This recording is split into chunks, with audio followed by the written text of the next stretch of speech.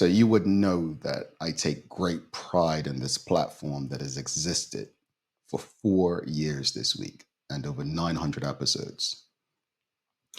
It's a news focused talk show in which we discuss current events, celebrate and honor Bermudians, whilst also covering various issues of the day. We have shared this platform with some of Bermuda's most well known faces and voices, elders, children, and even those who have much to offer beyond our shores.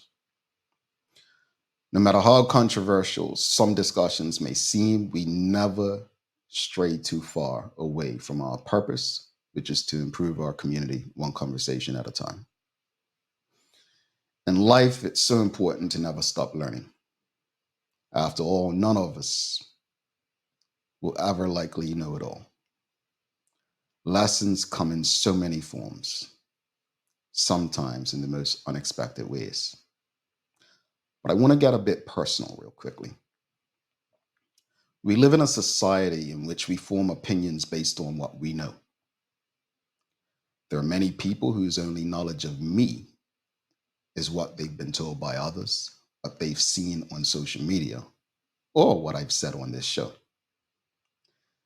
They've likely never had a conversation with me, let alone met me.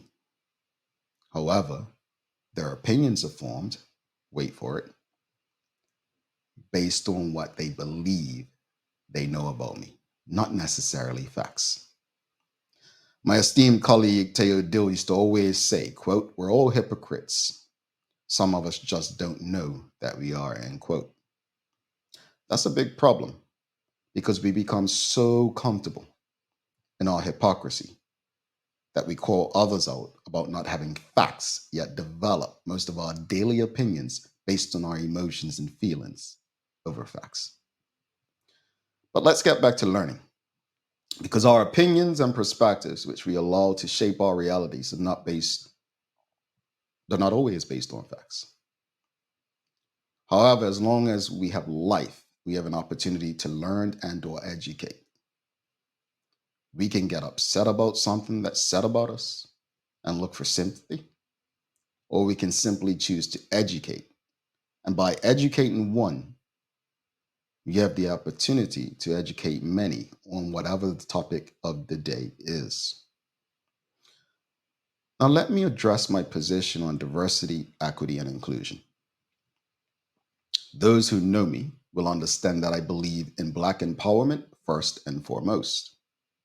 I'm not interested in fighting to be included in spaces where I'm not wanted nor respected. In a majority Black country, it should be a concern of every Black person that there's only one major Black owned media company in inter island communications. Our ancestors told us about the media. They told us about controlling our narrative, which is why we fight so hard to do what we do on this platform. So I'm not interested in going into other spaces and trying to make that difference. I'd rather make the investment our ancestors made and build our own. This is where the true power lies. This is where the true power is that Marcus Garvey spoke about. I want to see us empowered, so empowered that we're not fighting for raises and promotions, but for business ownership licenses and commercial business spaces. When I begin to see a majority Black Bermudian owned reinsurance company, bank, grocery store, only then will I believe that we've made true progress. Call me out because, again, I'm doing my part in my industry. Lastly, we have a problem in the Black community. It's as if Black people shouldn't criticize or be able to hold Black leaders or organizations accountable. I've said on numerous occasions that I'm an equal opportunity offender. You laugh, but I'm serious. Malcolm X said, quote, "Wrong is wrong no matter who does it or says it," end quote. If a white man rubs me and a Black man rubs me, no matter the reasons for rubbing me, they are both wrong. The moral of this story: I don't want either robbing me. Nor should you. So I'm not here to criticize one race over another, one gender, culture, ethnicity, and I especially don't focus on sexuality. My focus is on mindset and actions. And if I deem your mindset and or actions a danger to the greater good of society's most vulnerable people, I will use our platform to challenge and change that. So in closing, as we grow, most of us evolve. I don't run from my words nor actions. I'm not here to be liked, loved, followed, none of that. However, I'm also not here to intentionally cause harm to others, be it emotionally, mentally, or physically.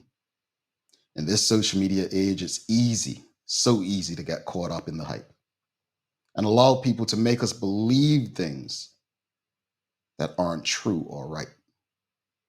I've recently learned to give people grace, and instead of being so quick to do the human thing and judge or react based on my emotions, I try to understand them.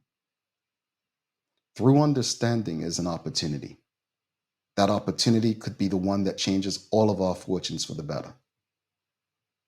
It's time for us as a community to heal. It's time for us to grow. And I say all of this in love, with love, all love.